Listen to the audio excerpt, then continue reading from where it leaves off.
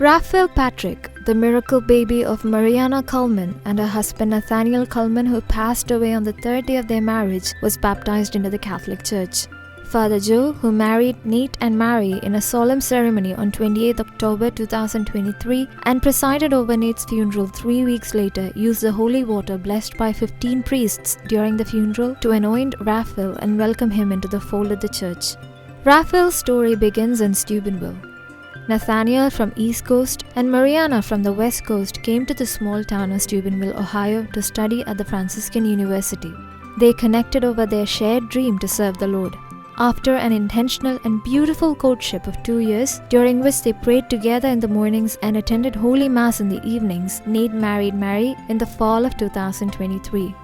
Father Joe, speaking to the Tampa Bay Times, recounted that it was one of the most holy weddings he had ever officiated.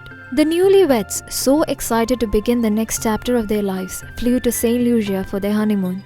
But tragedy struck when they least expected it.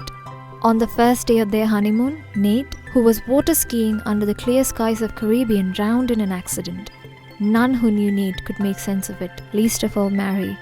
They had only been married 3 days at that point, yet she surrendered everything to the will of God. A month after his death, Mariana wrote to her husband on Instagram, quote, "I know my life's vocation was to walk with you to heaven, and I will never understand why you went right ahead without me, but being your wife has been the greatest vocation and gift of my life," end quote.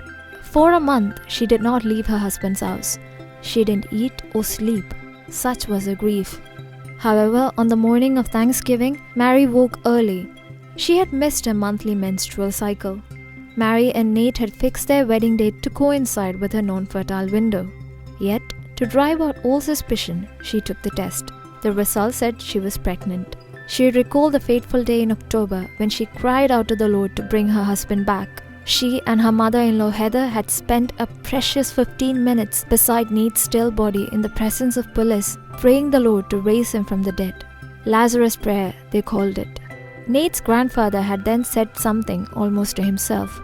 What if God answers the prayers in a different way?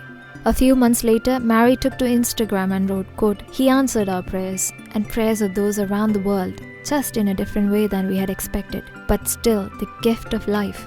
The miracle we are so overjoyed to finally share with you all," end quote.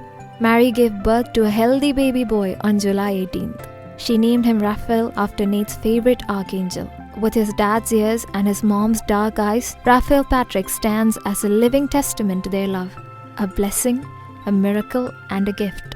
Though Nate is no longer here, his legacy endures through Raphael, who carries forward the story that began in Steubenville. Surrounded by Mary, their loved ones, and the countless people touched by their faith and resilience, Raphael's life is a reminder that even in loss, there is hope, and that the Lord leaves no prayers unanswered.